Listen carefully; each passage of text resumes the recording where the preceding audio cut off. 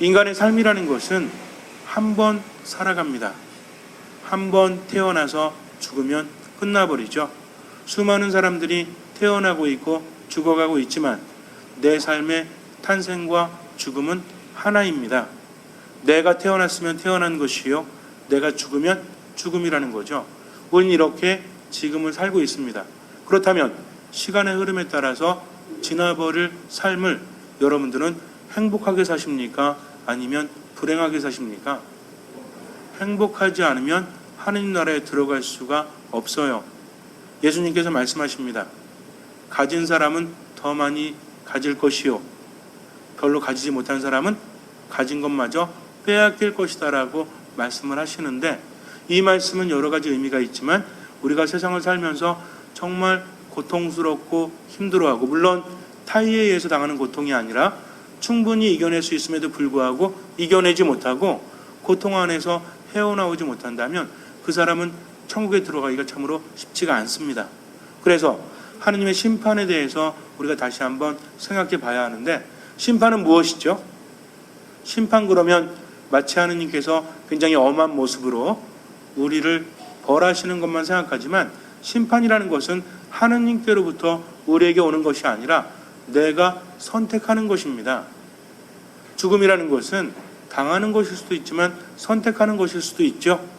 의로운 죽음도 있지만 스스로 살려는 의지가 없기 때문에 죽어버리는 것도 있어요. 그래서 심판이라는 것은 내가 어떤 선택을 하느냐에 따라서 달라지는 것이지 일방적으로 하느님이 하시는 것은 아니라는 겁니다. 오늘 예수님께서는 포도나무의 비유를 우리에게 들려주시는데, 이것은 고별사입니다. 고별사. 따라하세요. 고별사.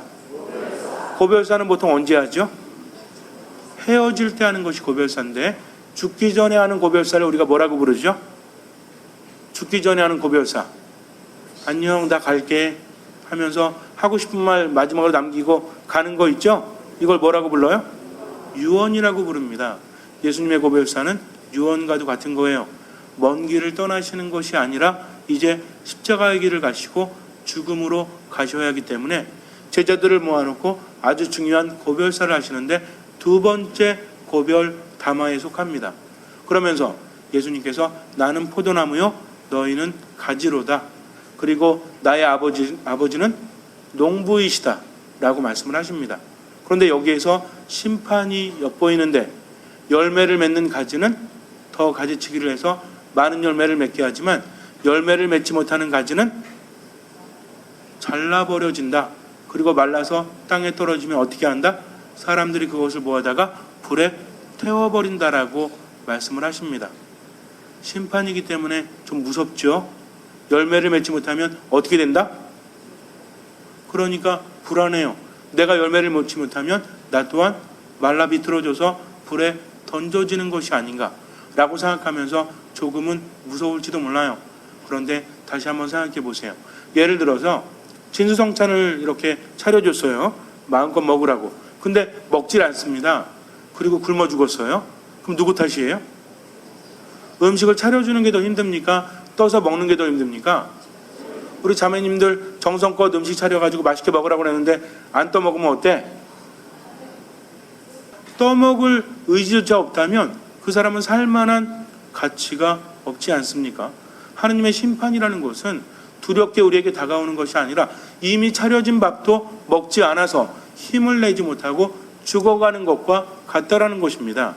이런 죽음에 대한 심판은 하느님께 책임이 있는 것이 아니라 누구에게 책임이 있어요? 떠먹지 않는 나에게 책임이 있다는 거죠. 가지가 열매를 맺는 것은 스스로 맺는 것이 아닙니다. 포도나무는 어때요? 열매가 아주 풍성하게 열립니까? 아니면 조금 열립니까? 굉장히 풍성하게 열리죠. 가지는 뭐만 하면 돼? 나무로부터 영양분만 빨아서 열매로 맺으면 된다는 거죠. 아버지는 농부시라고 했습니다. 포도나무 가꾼다는 게 쉬운 일은 아니거든요. 손이 많이 가죠. 이걸 누가 한다는 얘기예요? 하느님 아버지께서 하신다는 겁니다. 뿌리로부터 양분을 빨아들여서 가지에게 전달하는 것은 누가 합니까? 나무가 한다는 거죠. 그러니까 가지는 뭐만 하면 돼?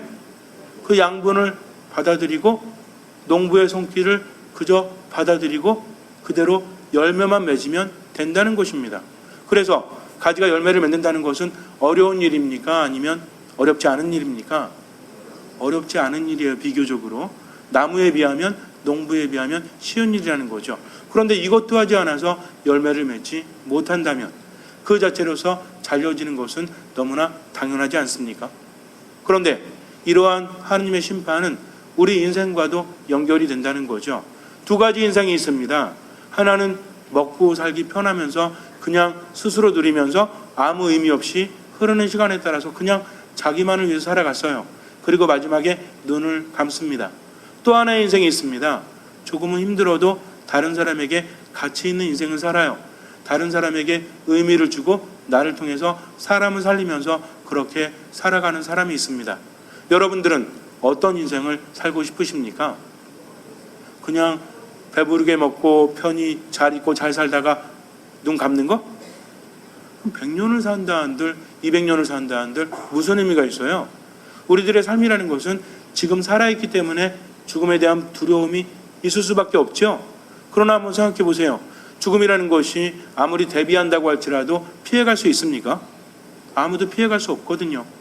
조금 연명할 수는 있어도요. 누구라도 반드시 뭔 맞이해야 돼요? 죽음을 맞이할 수밖에 없다는 거죠. 그렇다면 어차피 다가올 죽음에 대해서 두려워하면서 벌벌 떨면서 지금을 불행하게 사는 것보다는 지금의 시간을 내가 가치 있게 살면서 죽음을 맞아들이는 것이 더 행복하지 않겠습니까? 그래서 피할 수 없다면 뭐하란 말이 있죠?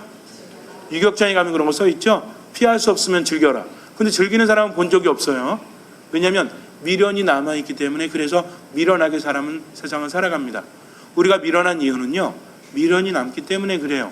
그래서 떨쳐버릴 것은 떨쳐버려야 한다는 거죠. 어쩔 수 없는 것은 내버려 두는 것이 낫습니다.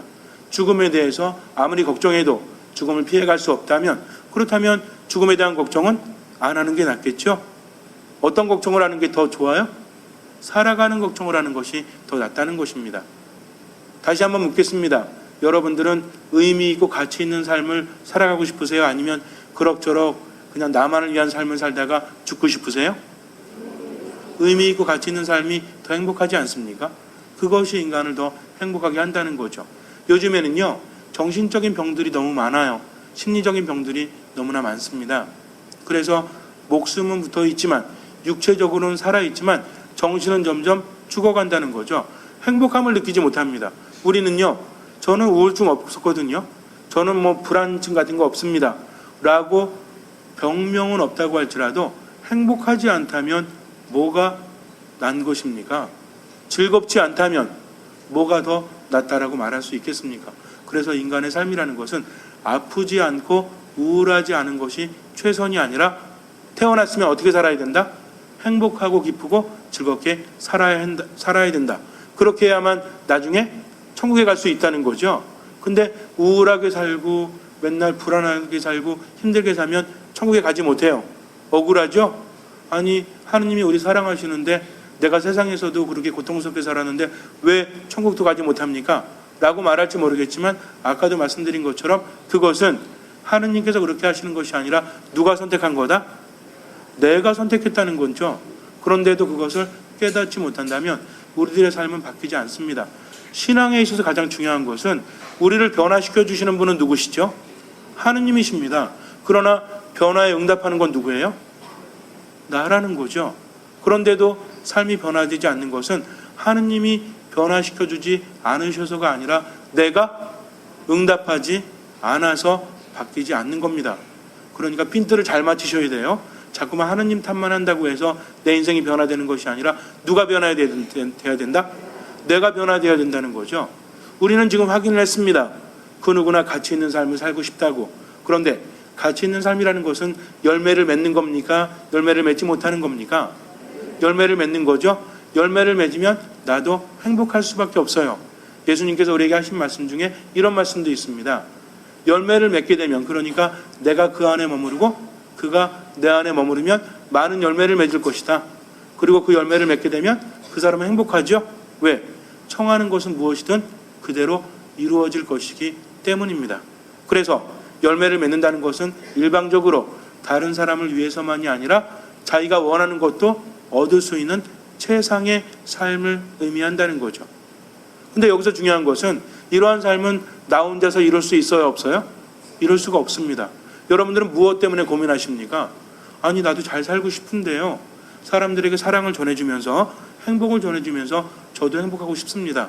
근데 이게 쉽지가 않아요. 라고 우리는 말하고 있죠. 그렇지 않아요? 가족 사랑하면서 주변 사람들 다 챙겨주면서 내가 무엇인가 의미 있게 살고 싶죠. 근데 이게 돼요, 안 돼요? 돼요? 되면 대단하신 거고요. 이게 안 되잖아요. 이게 마음처럼 삶이 살아가지지 않으니까 미치고 환장할 노릇 아니에요. 정말 말도 곱게 하고 싶고 정말 치유하는 말 하고 싶고 사람들에게 사랑을 전해주고 싶은데 눈 뜨면 어때? 가족들에게 사랑의 말 해요? 마음은 그런데 내 입에서 나가는 말은 어때요? 사랑보다는 상처 주는 말이 더 쉽게 나가지 않아요? 뭐 안 그런 척 왜 그러세요?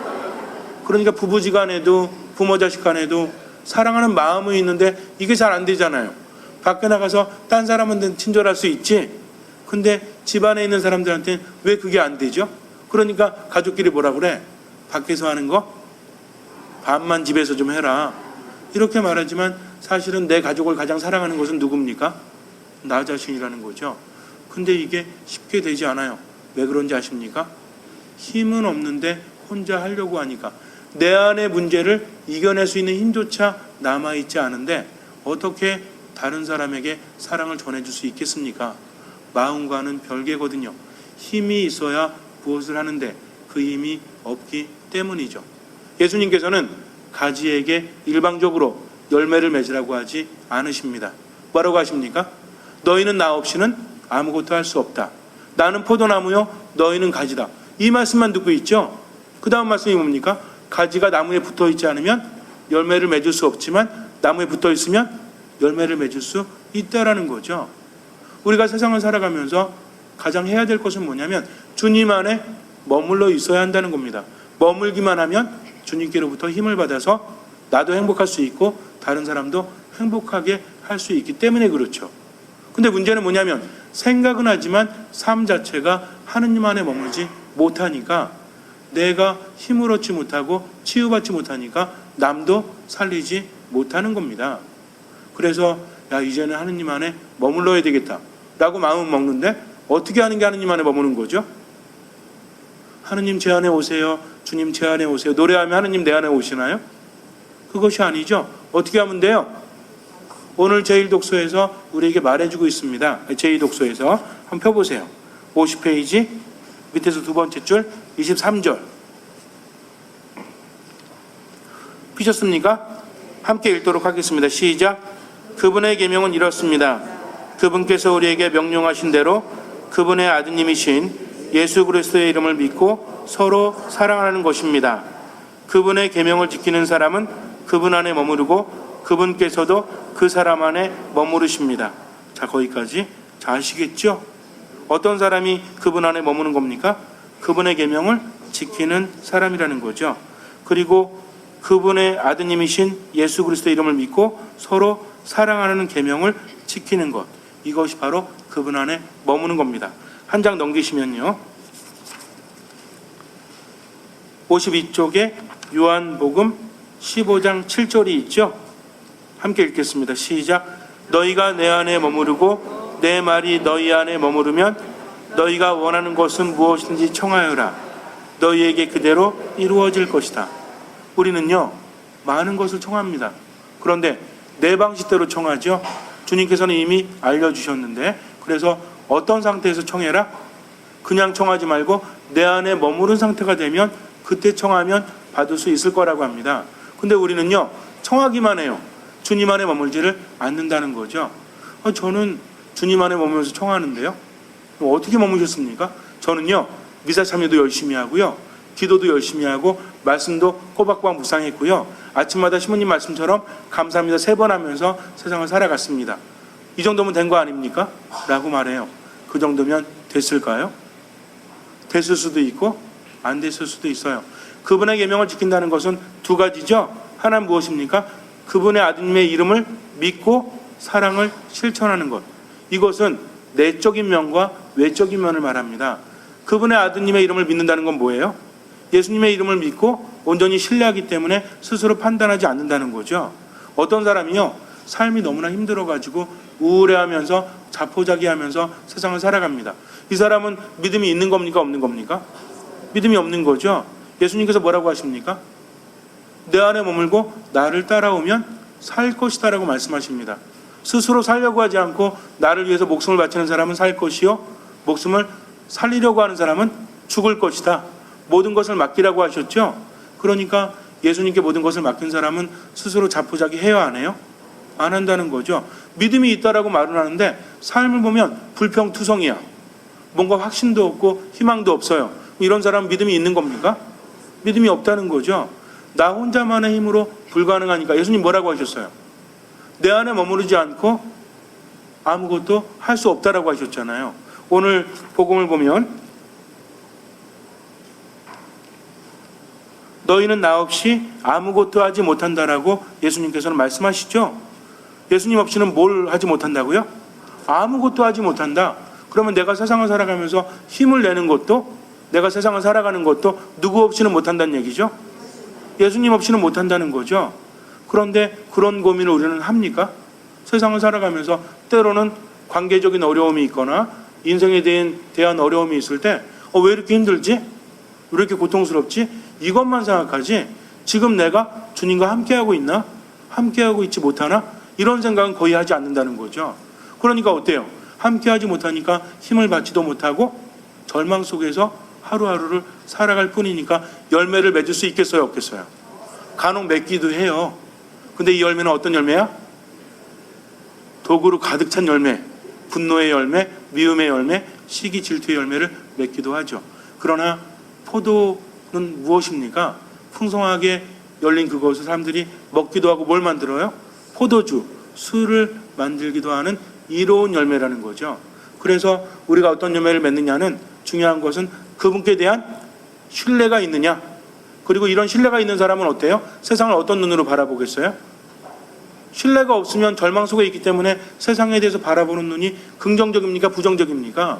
부정적이죠. 아무도 믿지 못하고 스스로 힘들게 살아가니까 사랑은커녕 아픔만 주면서 스스로가 더 심하게 병든다는 거죠. 그러나 주님께 믿음을 두는 사람은 그분께로부터 힘을 얻기 때문에 내 힘이 떨어져도 절망 속에 있지 않고 무엇을 갖습니까? 희망을 가지고 힘을 내서 지금 사람을 살린다는 거죠. 이제 알았으니까 어떻게 하면 돼요? 실천하면 되죠. 그래서 이제 실천해야 되겠다. 내가 하느님께로부터 힘을 좀 얻어야 되겠다 라고 했는데 또 한 가지 문제가 생깁니다. 어떤 영국의 사업가가 아라비아에 가서 한 부족을 찾아가게 됩니다. 길을 잃었다가 부족을 찾아갔는데 그 부족에는 마음씨 좋은 추장이 있어가지고 이 추장, 족장이 이 사람들과 함께 환대를 해줘요. 그래서 만우 환대를 받고 떠나면서 내가 이렇게 은혜를 입었으니까 나도 보답을 하고 싶습니다. 그러니까 한번 찾아오십시오 하면서 자기가 머물고 있는 카이로에 있는 호텔에 그들을 초대를 합니다. 그래서 이제 초대를 받고 한번 나가보자 해서 이제 족장이랑 부하들 몇 명이 왔어요. 생전 처음 호텔을 보죠. 호텔에서 하룻밤을 묵는데 그 사업가가 이렇게 말합니다. 내일 아침에 제가 모시러 올 테니까 하룻밤 푹 쉬도록 하십시오. 그래서 이제 하룻밤을 묵었어요. 아침에 돼가지고 사업가가 가서 이제 하루 구경시켜 주려고 두들겨 봤지만 아무리 두들겨도 나오질 않는 거예요. 한참을 두들기다 보니까 그때서야 나옵니다. 아니 뭐 하다가 이제 나오십니까? 그랬더니 너무 좋은 게 있어서 이제 좀 관광 좀 하셔야죠. 관광 필요 없어요. 여기 너무 좋아요. 한번 들어가 보시라고. 들어가 봤더니 그 족장과 부하들이 욕조에다 물을 한가득 받아놓고 놀고 있는 겁니다. 지금 뭐 하시는 겁니까? 라고 물었더니 우리한테는 물이 너무나 귀해서 이게 신기해 죽겠다고 틀면 나오고 잠그면 안 나오니까 아니 이거 있는데 뭐 어디 가서 뭘 구경하겠냐고 우리 여기서 그냥 놀 거라고 그렇게 알아서 하시라고 해서 며칠 동안 욕조에서 놀기만 했대요. 떠날 날이 돼서 이제 밑에서 배웅하려고 기다리는데 한참 기다려도 안 내려오는 거예요. 그래갖고 이게 무슨 일인가 해서 종업원에게 물어봤죠. 종업원이 알아보러 갔다가 깜짝 놀라가지고 내려오는 겁니다. 큰일 났습니다. 뭐가 큰일 났죠? 한번 올라가 보시래요. 올라갔더니 그 족장과 부하들이 수도꼭지를 띄어내고 있는 겁니다. 아, 이걸 왜 띄어내십니까? 그랬더니 좀 미안하긴 한데 우리 부족에는 물이 너무나 귀해가지고 이거 갖다가 벽에다가 붙여놓고 물이 필요할 때마다 틀고 잠그고 그렇게 하고 싶다라고 말을 했다고 합니다. 실화래요, 실화. 옛날에 어처구니 없지 않습니까? 그러니까 이 사람들은 며칠 동안 어떻게 하면 이것을 띄어갈 수 있을까 고민하다가 띄어냈긴 했지만 결국은 무슨 짓 한 거예요? 뻘짓 한 거죠, 뻘짓. 왜? 수도꼭지가 있다고 해서 물이 나오는 것이 아니기 때문입니다. 우리도 세상을 살아가면서 그래요. 이것만 이루면 행복할 수 있지 않을까? 절대 그렇지 않습니다. 여러분들 세상에 속지 마세요. 요즘은 더 힘든 세상이에요. 그냥 눈 감았다 뜨면 일주일이 지나죠. 우리를 정신 못 차리게 하는 것들이 얼마나 많습니까? 주변에 텔레비전이 있죠. 또 뭐 있어요? 그 망할 놈의 스마트폰이 있어가지고 어른이나 아이나 할 것 없이 거기에 빠져가지고 시간을 까먹고 있죠. 그러나 아무리 문명이 발달해도 인생을 더 확장시켜주지는 못합니다. 여기 정신 빼앗겨서 정말 중요한 것이 무엇인지 깨닫지 못하고 살아가고 있다는 거죠. 그렇게 사니까 우울해요, 안 우울해요? 얼마나 우울증 환자들이 늘어가는지 몰라요. 굉장히 많습니다. 그러니 세상이 더 힘들어지고 이것이 만연되어 가고 있다는 거죠. 우리는 행복하다라고 말하지 못해요. 왜? 삶이 너무나 힘들기 때문입니다. 그러나 그 이유는 뭡니까? 주님의 도우심이 없으니까, 그분 안에 머물지 못하니까. 그래서 영원히 지치지 않는 생기는 하느님께로부터 받을 수 있다. 내 삶의 첫 번째는 무엇입니까? 하느님 안에 머물고 말씀 안에 머물고 그리스도 안에 머무는 것입니다. 이것만큼 중요한 것이 없거든요. 그렇게 하면 나머지는 채워주실 것이기 때문이죠. 아침에 일어나서 하루를 살아갈 때 어떻게 하면 오늘 하루 하느님 안에 머물 수 있을까? 여러분들 어떠세요? 일주일에 한번 성당에 오면서 저는요 믿음이 깊지 않은 그런 신앙인이라서 그냥 미사만 대충 하고 갈게요 라고 말합니다. 뭐하고 연결된다고 그랬죠? 삶과 죽음과 연결이 된다고 했습니다. 대충 살면 나중에 어떻게 돼요? 대충 죽고 끝나요. 하늘나라에 들어가지 못해요. 우리는요 하느님 앞에서 저는 믿음이 짧다라고 말할 수 없습니다. 왜? 믿음이 있어야만 그분 안에 머물 수 있기 때문이죠. 믿음 짧으면 어떻게 하면 돼요? 주님 제 믿음을 도와여 주십시오 하면서 뭐의 귀를 기울입니까? 말씀의 귀를 기울이고 기도하고 또 그분의 말씀대로 살아가는 거죠. 여러분들이 오늘 이야기 들었다고 해서 그래 우리가 행복하기 위해서는 두 가지가 필요하다고 했지. 하나는 뭐예요? 그분의 아들의 이름을 믿는 거, 신뢰하고 확신을 갖는 거. 두 번째 뭡니까? 사랑을 실천하는 거. 그까 이까 한번 해보지 뭐 라고 한다고 되는 것이 아니라 말씀 안에 온전히 머물 때, 미사 안에 온전히 머물 때 믿음은 자라나고요. 그런 사람은 삶의 태도가 완전 바뀌죠. 정말 바뀝니다. 그런데 그렇지 않은 사람은 아무리 시간이 가도 안 바뀐다는 거죠. 여러분들을 바꿔줄 수 있는 가장 좋은 곳이 어디입니까? 여기에요. 바로 지금입니다. 무엇입니까? 이 거룩한 미사라는 거죠. 그래서 미사 안에서 온전히 머물면서 그분으로부터 치유받으세요. 주일날 오실 때 문 열으면서 가슴이 두근두근 거려야 돼요. 왜? 오늘 내가 성당에 와서 뭐하니까? 주님께 치유받으니까, 주님께 힘을 받으니까. 이렇게 의식하면서 주님께서 차려주신 거 마음껏 먹고 나가야 그 힘으로 살죠. 근데 여기 와서도 어때? 걱정에 사로잡혀가지고 그냥 주님 바라보지 못하고 자기 안에 갇혀가지고 계속 있으니까 아무리 음식이 차려져 있어도 먹질 않으니까 나갈 때 힘이 있어요, 없어요? 없죠. 그러니까 나가서 뭐라 그래? 성당 가도 달라지는 게 없어. 달라지는 게 없죠. 음식점만 들어갔다 나온다고 해서 배부릅니까? 먹어야 배부르죠. 그러니까 말씀을 듣고 성체를 모시면서 하느님으로부터 나를 채우면 그 다음에 삶의 변화는 당연히 이루어질 수밖에 없다라는 것입니다. 아셨죠? 그럼 뭐 하면 돼요? 무슨 데자뷰도 아니고 이런 경우가 한두 번입니까? 제가 여러분들한테 뭐 하면 돼요? 여러분들 뭐라고 그랬어 맨날? 실천하면 된다고 그랬죠? 그래서 말 잘 듣는다고 그랬죠? 제 성당에 오면 뭐 하라고 그랬어요? 웃으면서 밝은 모습으로 하느님 말씀 쪽쪽 빨아들이라고 그랬죠? 근데 안 웃으시는 분은 뭐예요? 벌금 내시려고? 벌금 얼마? 5만 원 내시려고? 근데 내는 분들 본 적이 없어요. 그래서 제가 그렇게 하는 것은 누굴 위해서 그럽니까? 여러분들 위해서 그렇죠? 까먹으면 듣고 또 하면 돼요. 그래서 여러분들 하느님 안에 온전히 머물 수 있도록 노력하시기 바랍니다. 잠시 눈을 감으세요. 그분의 계명을 지켜야 됩니다. 다른 것이 아닙니다. 그분의 이름을 믿는 거죠. 신뢰하십시오. 아무리 삶이 힘들어도 믿음을 두고 희망을 가지고 즐겁고 행복하게 살아가세요. 그게 바로 믿음이죠. 그리고 다른 사람을 살리는 사랑의 열매를 맺도록 하십시오. 무조건 그렇게 살아가십시오. 그러나 기도하지 않으면, 말씀 안에 머무르지 않으면, 미사에 참여하지 않으면 그거 안 됩니다. 그러니까 온전히 맡기고 머물기만 하십시오. 주님께서는 그 믿음을 보시고 우리 삶에 놀라운 기적을 일으켜 주실 것입니다.